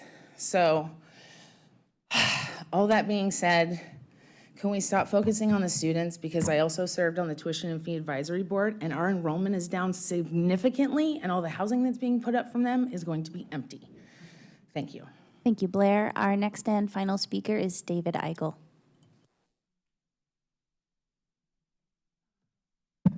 David Eigel, Ward 1. Does any member of the City Council or the mayor believe that Eugene was a sundown town? That was the question I posed in an email to our mayor and the members of the City Council recently. No one emailed me back that they do, and that the documented record I have provided makes incontrovertibly certain that Eugene was not a sundown town. It makes sense that no one would It would make sense that no one would want to raise their hand to make a public fool of themselves. Anyone can ask Google AI about the census records for Eugene during the decades of 1900 through 1960 and other public sources that will confirm our 135 proud years of Black residents. That being the case, it's time for the mayor and the city council members to act responsibly and acknowledge that they've been scammed by Talisha Brown and her associates. We all make mistakes, but adults are supposed to act responsibly to correct known mistakes. You haven't so far. If you don't act, I will. I can assure you that come the fall, that enough of the public will be aware of this fiasco and your lack of taking responsible, redemptive action, that this will become a widely known scandal, possibly attracting national attention. I would rather donate money for scholarships and school enrichment programs than take out ads advising the public of how certain public officials are letting them down, but I will if I must. Eugene city officials need to act now. The public will be informed one way or another. I can cite conclusive primary source documentation that is available to support what I am saying. Talisha Brown hasn't, and she and city and county officials won't be able to. If the mayor or any city or council member wants to consult with me, I'm available to you. Thank you. Thank you, David. Mayor, that was our final speaker. Thank you, staff. I now close the public comment. Are there any comments from City Council? Seeing none, I'll say thank you to everyone who joined us this evening for public comment. Sorry, Councilor Keating, I can't see. Sorry, it didn't come up on my screen. I jumped in late. Go ahead, Councilor. My apologies. Mayor, I just want to say thank you as well, and I want to go backwards. There's a few notes I have. Blair Hickok from Ward 2 in South Eugene asked about housing connected to services, and I would invite anyone interested in that topic to look at our work session this afternoon when we passed unanimously reinvesting in 1059 Willamette, which has 133 units, 68 of which are for folks who are making 80% of the area median income, 65 of which are market rate housing, 10 units designated for survivors of domestic violence, connected directly with the Hope and Safety Alliance, formerly Women's Space. Those units, of all those units, they're all the 133 that will be at right connected to transit right here downtown, pet amenities, all electric utilities, and the project is pro-labor with prevailing wages. So please check out our work session prior to tonight's forum on that 1059 Willamette project. Roman, thank you. Roman, right? Thank you for joining this marketplace of ideas tonight and sharing your enthusiasm for broadening the opportunities for a more diverse array of small, local, minority and women-owned contractors. It's greatly appreciated. I appreciate your voice. One of the first votes I took when I was elected to this council and sworn in on January 6, 2021 of all dates, we had in front of us the issue of expanding ADUs, accessory dwelling units, throughout this community, and I proudly was in the affirmative, allowing for more flexibility to keep families together and to reduce the cost of housing in our community. So thank you for your work in the ADU space. I'm pleased to announce, colleagues and citizens and constituents and residents,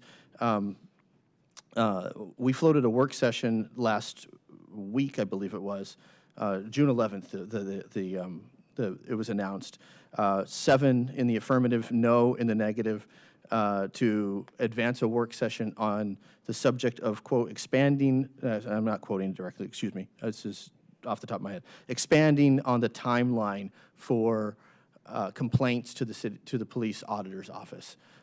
As I understand it, right now it's a 60-day window for certain complaints and a 6-month window for others. I'm thrilled that we're going to have that conversation to hopefully expand the ability for the citizenry to complain or provide accommodations, either way, to the police auditor. What's the city's, gas-powered leaf blowers.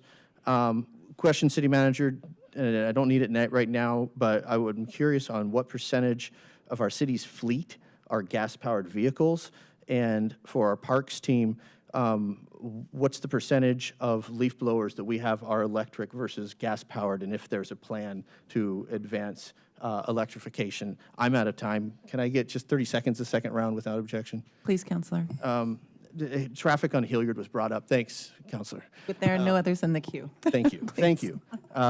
Traffic on Hilliard was brought up, and I've reiterated my enthusiasm, seeing white-knuckled stopping and waving people over. I've reiterated my enthusiasm to the city manager. We've all been there on Patterson and Hilliard and stopped for a pedestrian, and there's not a crosswalk. You wave someone over, and the vehicles in the next lane are whizzing by, and it's dangerous. It's madness. There is a no-cost effort to just simply put up cones as an experiment and move those lanes to one lane rather than a 2-lane highway, and we can realize, I think, that more Vision Zero approach. And finally, Naomi, you asked for, she's not here, written response in regards to what are, she was cut off, so I didn't quite get it, but what I can glean is written response for resources, and these are my words, no one else's, for communities that are threatened, harassed, bullied, or intimidated by federal agents. I would love to see, Mayor, if it's not there already, if we can put those resources on the city's website for constituents who clearly are in need of said resources. Thank you. Councillor Groves. Thank you, Mayor. For the city manager, are we doing any work at all on amplified sounds in the downtown area? This has been an issue for quite a while, and I know it's very disruptive to the farmers market and the Saturday market. And it's sometimes very inappropriate things are being said. I've heard it myself. Not to my knowledge, but we certainly can look at that. We've addressed amplification near the university and have done some clarifying language online, but I'm happy to work with staff on that and take a look at the root of the problem. I appreciate that. And I just want to make a general comment.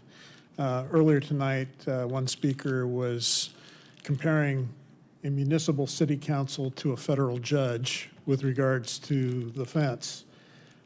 We're not equal. City council does not control the federal government. A federal judge can have input unless it's appealed, but it's just not a fair comparison. Thank you. Thank you, everyone. Council, any other final comments that you'd like to share in response to the public comment that we heard this evening? Appreciate you all being here with us this evening. And with that, we've concluded our final agenda item, and I'm now going to close the June 22nd, 2026 City Council meeting, and we are adjourned.